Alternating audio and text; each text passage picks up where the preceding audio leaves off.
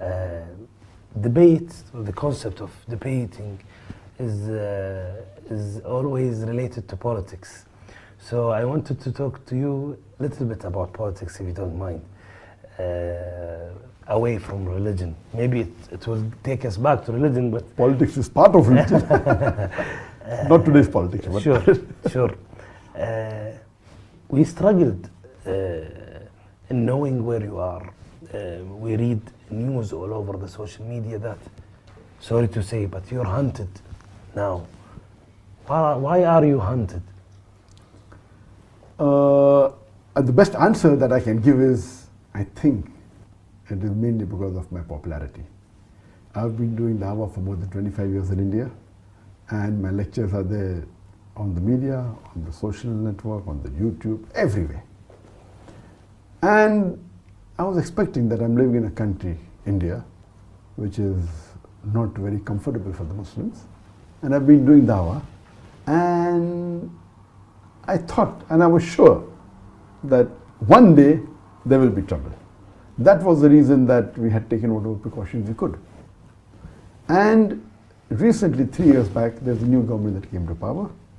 And we know we have a new Prime Minister, that Narendra Modi. Mm-hmm.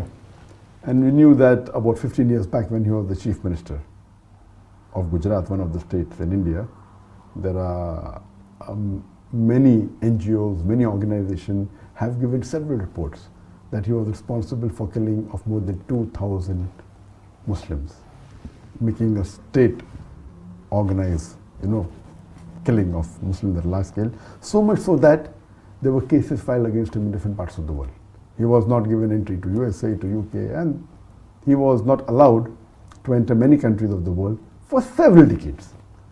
About 3 years back, when there was election, he won the election and became the Prime Minister. Now, when he became the Prime Minister, all these sanctions were removed. So this is democracy. Irrespective who you are, if you are elected, to build relationship, they can put anything down. And he traveled to many countries, including Muslim countries, to build relationship in the first couple of years of his tenure. And it is known that the party that he belongs to is against the Muslims. And we're expecting this to happen. And he was waiting to get some excuse to stop my activities. Last Ramadan, on the 27th of Ramadan last year, Yes. that the 1st of July, there was a terrorist attack that took place in Dhaka.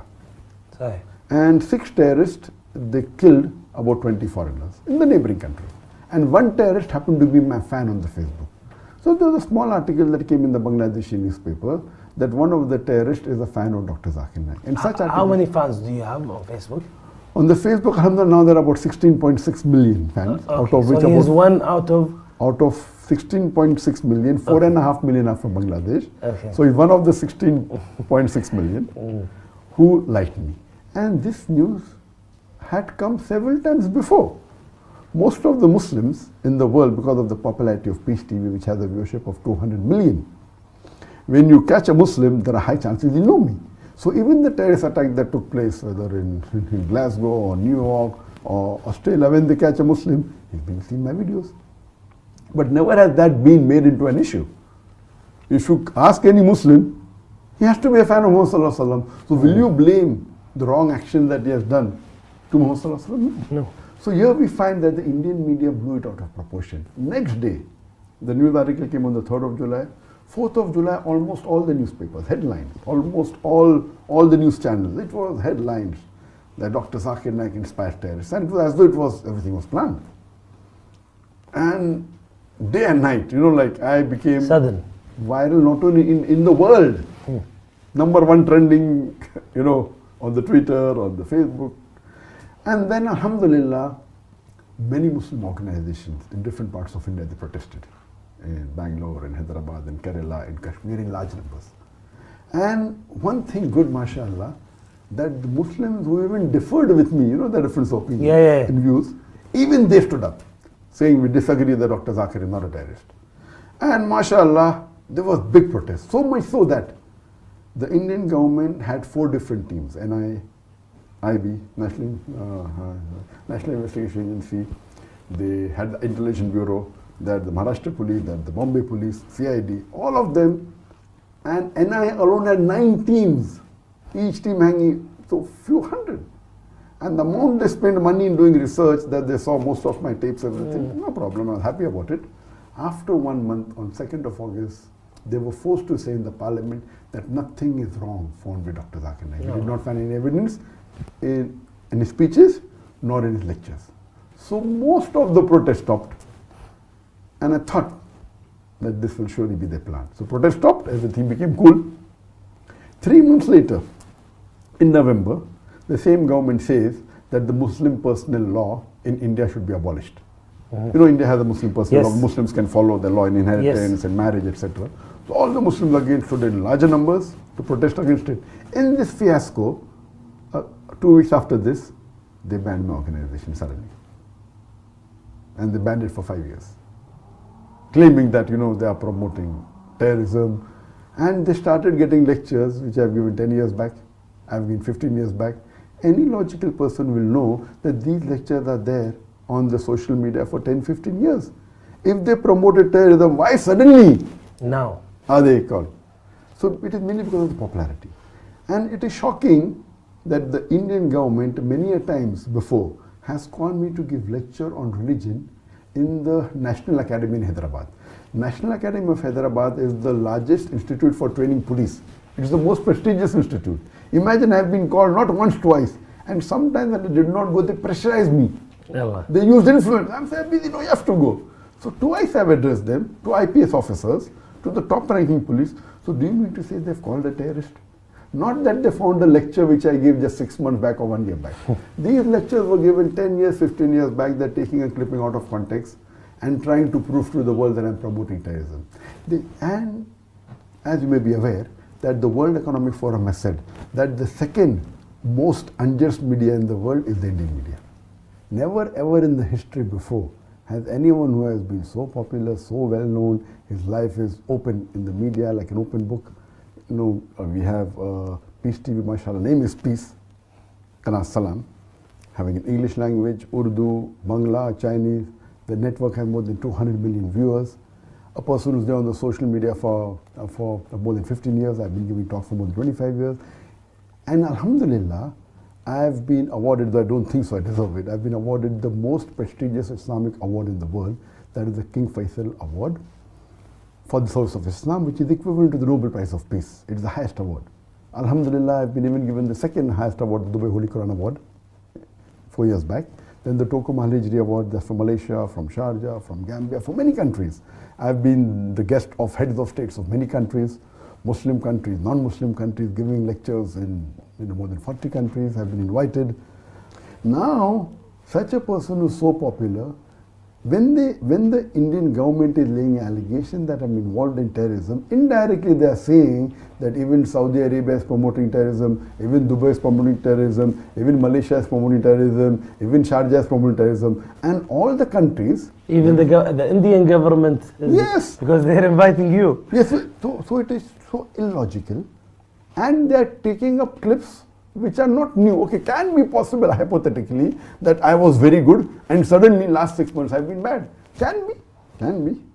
Logically, they are picking up lectures of mine which I've given 10 years back, which I've given 15 years back, which I've given 5 years back. And that means the previous government, yes, they are saying yes, the previous government promoted Zakir, now we are we are correct. So it is illogical, absolutely illogical. As you know, that many governments today, as they're talking about politics, many governments today, they win the election by being against Islam. And we have examples, what they're having in US. The more they speak, they get a better vote bank. That's what's happening in India. They openly speak. And if you compare, recently, just a few months back, the election took place of a state called as UP Uttar Pradesh, which is the biggest state in India. And do you know, the person who stood for election, one of the priest who was a Hindu priest, he told in his election campaign and in his lecture openly that the graves of the Muslim women should be dug and they should be raped. Even after saying this, he won the election. And he belonged to the same party as the Prime Minister of India. And the irony is, not that he only won, they made him the Chief Minister of that state. Yes, that means if you abuse the Muslims, imagine if you compare to any of the allegations they are laying, compared to what he said in public, that you dig the graves of the Muslim women and rape them. Nothing is happening. Is this democracy? What is exactly happening in a few days ago? Why is it now more critical than ever? Yes, previously it was more localized and the Muslim Indians supported me, alhamdulillah. When they called me for interrogation on 31st of January, I did not receive any official letter from them. What I was hearing from the media. When I heard from the media, my lawyer gave them my email. And when I got the email, I replied on the email. I'm willing to come on video conferencing. I'm willing to do a Skype interview. What do you want? I'm ready to cooperate. What do you want? They are laying allegations that I'm doing money laundering. I said, where money laundering? We have been submitting our records. So what record we submitted 10 years back? They are saying that's not correct. Now, why are you saying now? When they called me for interrogation, I said that, okay, you want to interview me? I'm ready to cooperate. We can have a video conferencing.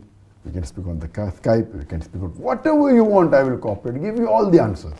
They said, no, we want you physically. Now, physically, we know the history of India. Yeah, of course. We know the history of the Indian police. Out of those people, Muslims arrested for terrorism, 98% are let free. But after 10 years, after 15 years, their lives are ruined. Recently, a few months back, a Muslim by the name of Abdul Wahid, he was arrested on charges of terrorism, then was let free after 8 years, then writes a book. What was done with him? How he was tortured.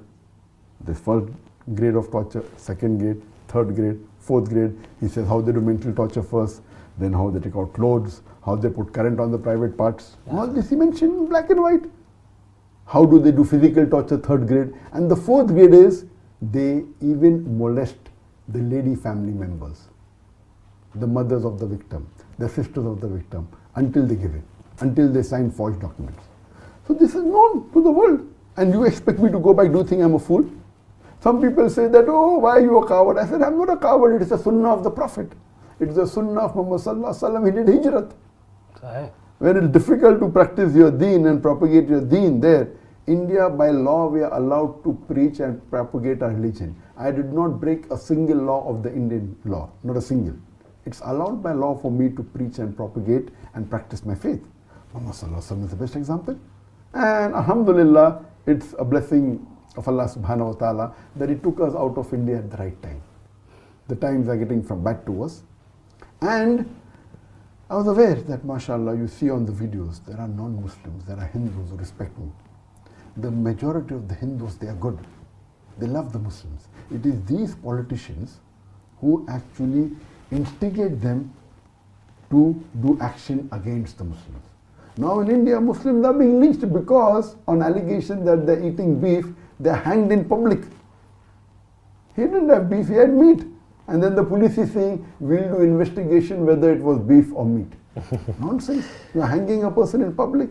So now the times in India is very bad. I'm thanking Allah subhanahu wa ta'ala, it took me out at the right time. As far as the investigation is concerned, I'm ready to cooperate, but they don't want me to interrogate on the phone. Because when they do it on the phone or in the media, I would love, let the audience, let it be an open interrogation. Why are you wanting a private? Because you know that you have something to hide. In privacy, you can surely threaten me. You can torture. That you cannot do. In public, you cannot do on a video conferencing. So this is nothing but tactics. Now the media is saying, because they gave me 3 summons and I did not respond to that, now they have put an unbailable warrant against me. One. This is what happened a few days ago. That happened about a month back. Yeah. Few days back, what happened, 10 days back, that warrant they took and now they are telling to the Indian government that request to the Interpol that Dr. Zakir Naik should be put on the red corner notice. So now, 1 week back, the Indian government, according to the media reports, have sent a request to the Interpol saying that Dr. Zakir Naik is promoting terrorism, therefore he should be put on the red corner notice, and anywhere in the world, any country finds him, should arrest him and send him to India.